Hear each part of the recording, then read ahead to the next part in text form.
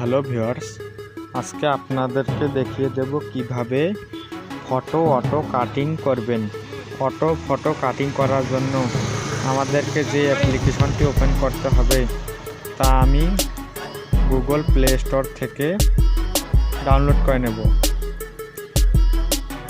আমি Google play স্টোরে চলে গেলাম।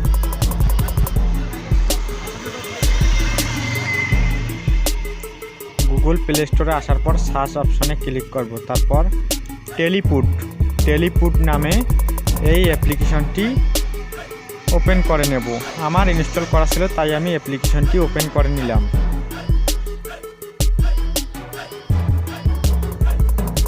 এখান থেকে আপনারা চাইলে ছবি তুলেও এডিট করতে পারেন, আর না হলে গ্যালারি থেকে নিয়ে এডিট করতে পারেন। আমি গ্যালারিতে চলে যাচ্ছি।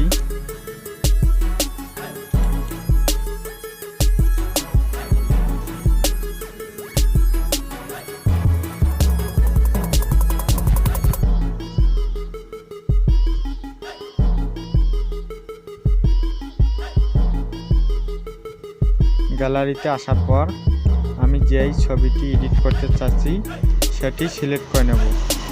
আমি এই ছবিটি সিলেক্ট করে নিলাম। তারপর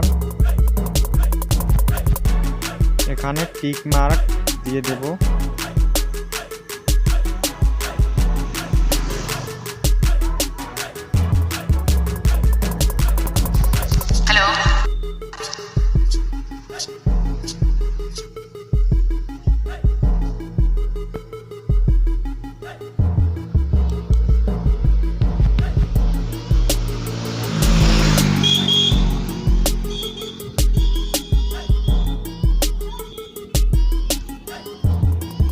তারপর একটু ফন্টিং নেবে, লোডিং পর হয়ে যাবে।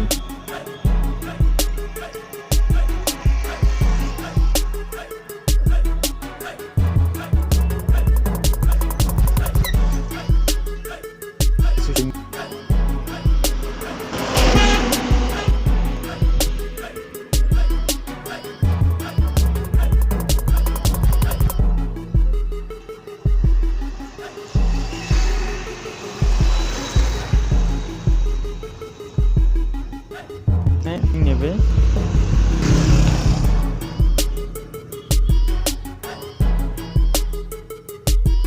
লোডিং নেওয়ার পর ছবিটি অলরেডি হয়ে গেছে। আপনারা চাইলে এখানে অনেকগুলো কাজ করতে পারেন, যেমন চুলের কালার চেঞ্জ, তারপর ব্যাকগ্রাউন্ড চেঞ্জ করতে গেলে এখানে আসতে হবে আপনাদের।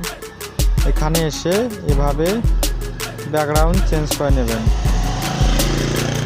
এভাবে আপনাদের যেটা ভালো লাগবে সেই ব্যাকগ্রাউন্ডটা আপনার ছবির পেছনে দিয়ে দিবেন।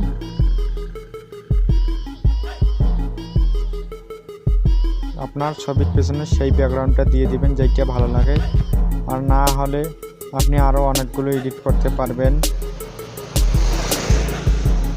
আপনি এখান থেকে ছবিটা ডিএসএলআর ক্যামেরার মতো করে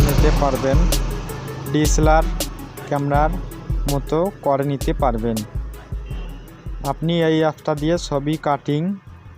অটো ছবি কাটিং, ব্যাকগ্রাউন্ড চেঞ্জ এবং ডিএসএলআর ক্যামেরার মতো ছবি করে নিতে পারবেন। আরও অনেক কিছু আছে এই অ্যাপসে।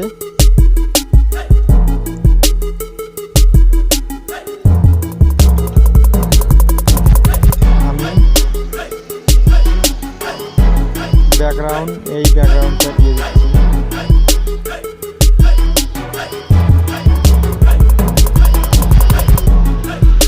আমি এই ব্যাকগ্রাউন্ডটা দিয়ে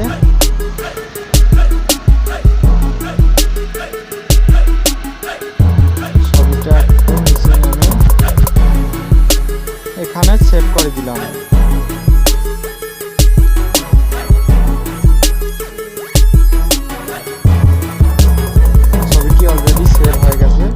আপনারা এভাবে এই অ্যাপ্লিকেশনটি ডাউনলোড করে এভাবে ছবি অটো কাটিং করতে পারবেন।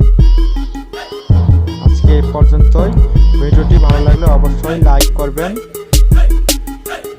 এবং সাবস্ক্রাইব করে